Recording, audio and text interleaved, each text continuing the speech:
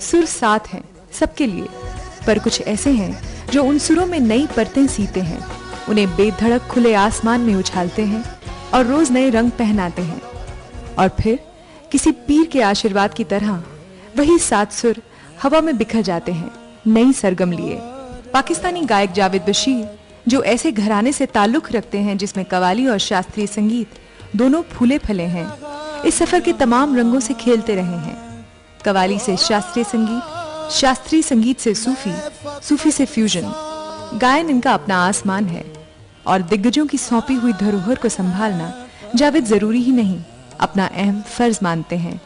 पाकिस्तान के जाने माने मेकाल हसन बैंड के लीड गायक रह चुके जावेद अब अपने छोटे भाई के साथ गाते हैं, हिंदी फिल्म इंडस्ट्री में अपनी जगह बना रहे हैं और देशों विदेशों में दूसरे संगीतकारों के साथ मिलकर संगीत के नए पन्ने पलट रहे हैं।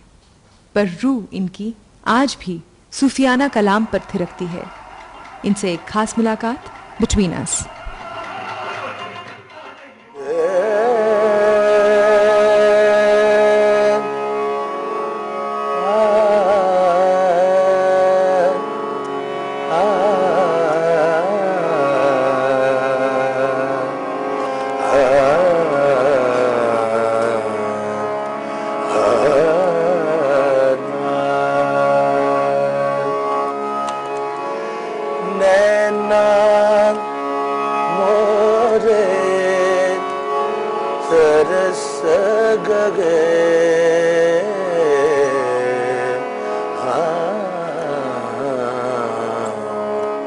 आजा बलम परदेसी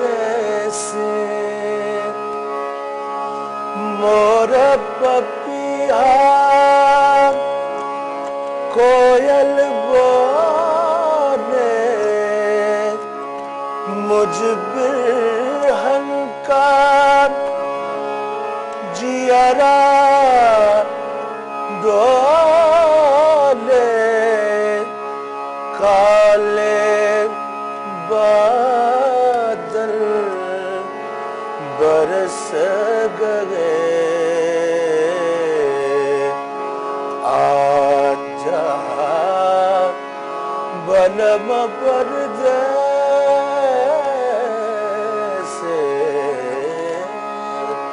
जा।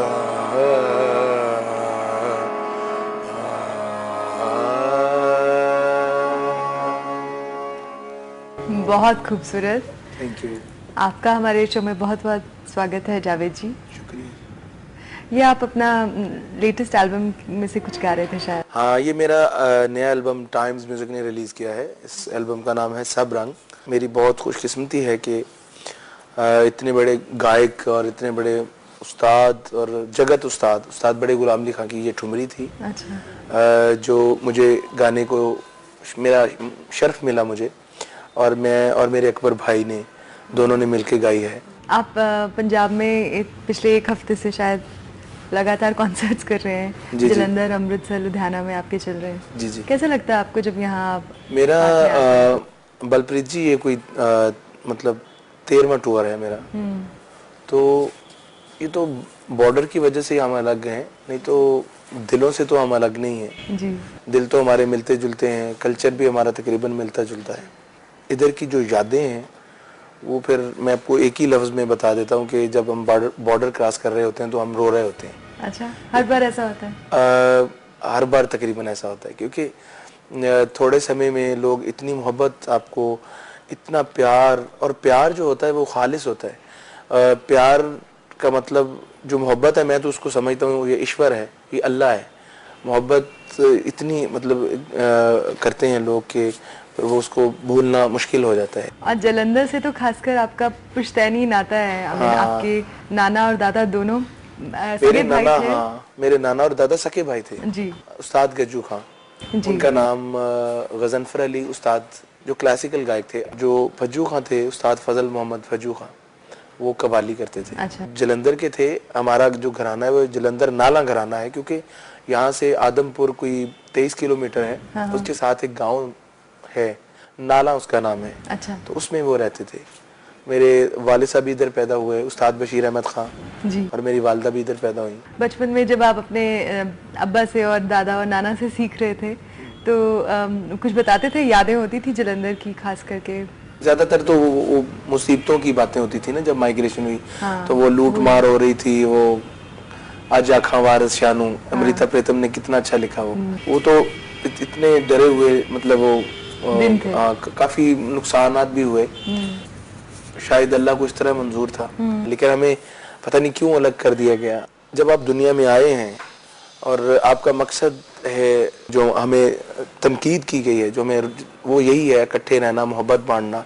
और संगीत का इसमें बहुत बड़ा हाथ है। हाँ, संगीत का बहुत बड़ा हाथ है। संगीत को ईश्वर कहते हैं। संगीत सुर बैलेंस है, और एक दुनिया में ज़ात है जो बैलेंस है, वो अल्लाह ताला है, इसलिए इसको ईश्वर भी कहा जाता है। अच्छा, थोड़ा सा बचपन की तरफ जाते हैं कि आपने अपने खुद मन से चाहा कि आप म्यूजिशियन बनना चाहते हैं, कि घराने में ऐसा माहौल था? असल में मलका तरन्नुम नूरजहां हमारे मुल्क की वो कहने के ऐसी सिंगर पैदा नहीं हो सकती। बिल्कुल। ये उनका कहना था हमारी फैमिली को कि इनके गधोले भी गाते हैं, जो जिसपे सोते हैं ना वो भी गाते हैं। हमारी फैमिली में तकरीबन बच्चे बच्चे गाते हैं। अच्छा। अब देख ले, मेरे बेटे हैं तो वो एक 9 साल का, एक 5 साल का है। वो अभी से मद ताल गाते हैं। मद ताल 9 मात्रे का मुश्किल ताल है। जी। राग गाते हैं। मतलब हमारे खानदान में शुरू से ही ऐसा था चीज के मेरे दादा वो कव्वाल थे, मेरे नाना क्लासिकल गायक थे, मेरे वाले साहब कव्वाल थे, उस्ताद बशीर अहमद खान। जो मैंने फिर क्लासिकल सिंगिंग सीखी उस्ताद मुबारक अली खान, मेरे सके ताया जी हैं। जी। तो वो फिर एक कहने के एक फर्ज बनता गया। अच्छा, शुरुआत की तालीम में आपको शायद कव्वाली सीखने को मिली। हाँ, आपने कव्वाली सीखी और 1992 में आपने जब पहली बार आपने परफॉर्म किया तो कव्वाली से किया बिल्कुल था। किया, बिल्कुल बिल्कुल। कव्वाल के लिए एक गाने में चैलेंज क्या होता है? कव्वाल जमा है कौल की। कौल वो होता है जिनको हम सूफी मानते हैं, या हमारे जितने भी वली हैं, उनकी बोली को, उनकी शायरी को हम कौल कहते हैं। फिर कव्वाली में एक और भी खासियत है, इसमें एक खास रंग है कि तबला होता है, ज्यादा साज नहीं होते, तो उस तरह फिर उसका एक स्टाइल भी होता है कि आपने कोई उसमें लचर शायरी नहीं गा सकते। अच्छा, जब आपने कव्वाली से क्लासिकल, बाकायदा क्लासिकल म्यूजिक की तरफ आपने रुख किया और दूसरे यॉनर्स गाने शुरू किए, उसके पीछे वजह क्या थी कव्वाली छोड़ के? मेरे नाना और ताया जी मेरे ना, ये दोनों बहुत बड़े क्लासिकल गायक थे। आपके सामने कोई तान कह रहा है, कोई सरगम कह रहा है, कोई कुछ कह रहा है, तो आपका भी मन करता है कि यार मैं भी इस तरह करूं। तो मैं अल्लाह का शुक्र अदा करता हूं कि फिर मेरी संपूर्ण सीडी पहली आई जी। जो EMI ने रिलीज की, मिकाल हसन बैंड के नाम से। तो वो उसमें इतना मुझे लोगों ने पसंद किया, बलप्रीत जी, मैं कि आपको बता नहीं सकता। कि यहाँ के जो गायक लोग हैं, मतलब लता मंगेशकर जी ने, अच्छा, उन्होंने सीडी सुनी, मुझे लोगों ने बताया। अच्छा। तो मैंने कहा ये मेरे लिए ऑस्कर अवार्ड से कम नहीं है। आयशा जी, मतलब रूप कुमार राठौर जी, फिर उसके बाद शंकर एहसान लॉय, विशाल शेखर। बात करने की ये है कि वो संपूर्ण ने फिर वो एक पूरी दुनिया को ना बताया। उसमें आजा खां वारिस शानू, वो भी बड़ा हिट गया मेरा। कभी आमिल सावल यारवे।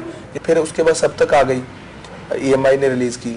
उससे पहले तो बाली सागू ने रिलीज की थी वो रोमांस एंड डांस विद बाली सागू, जिसमें दीवाने नाचते, कीमे मुखड़े तो नजरा हटावा नहीं तेरे जा होर दिसदा। तेरे नाल जिंदगी दी बस दी बहार वे, तू यो चन्ना सुख मेरा, तू यो चन्ना प्यार वे, छेती आ जा हुण तक नहीं आरामा, छेती आ जा हुण तक नहीं आरामा, तेरे जावेद जी, जो बैंड मिकाल हसन बैंड था, ये खुद में क्लासिकल, प्रॉपर क्लासिकल बैंड रहा शुरुआत बैंड को अब क्लासिकल, अब तो आप उसका हिस्सा नहीं है। 2010 में आप अलग हुए हैं उनसे। कोई खास वजह थी आपका उनसे अलग होने का?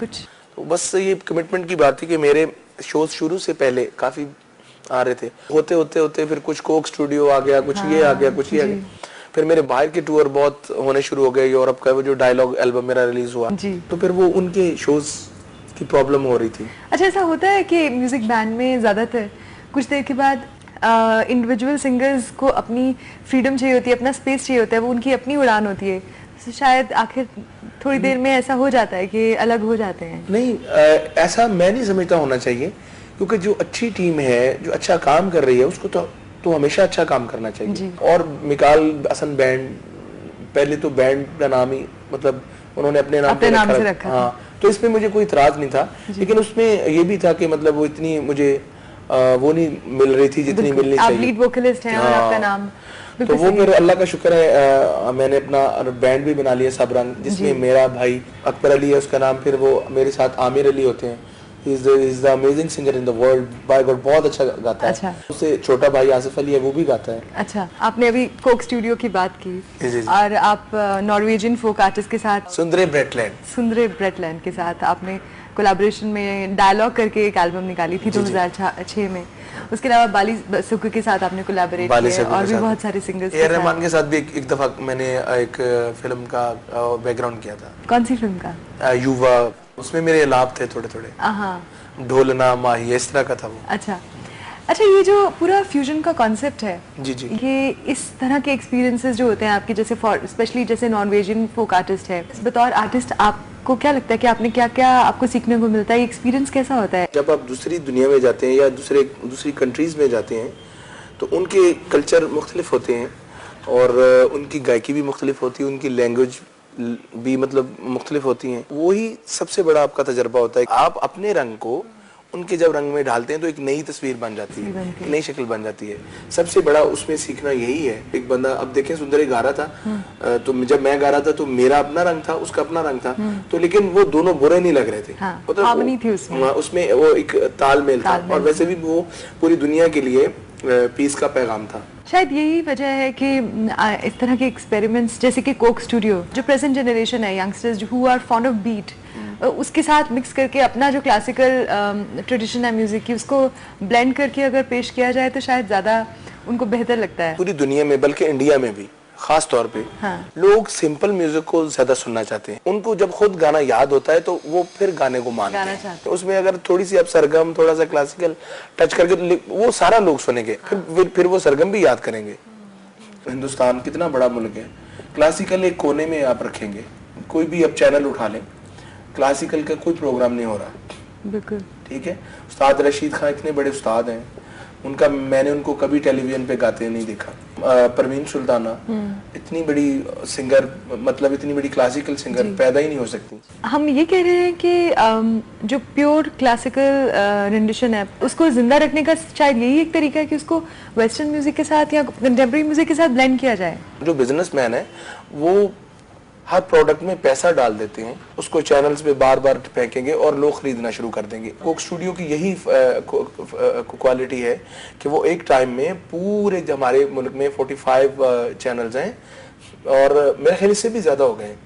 तो एक टाइम में एक गाना अगर आपने गाया है वो तो एक टाइम में वो सब चैनल्स पर चल रहा होता है।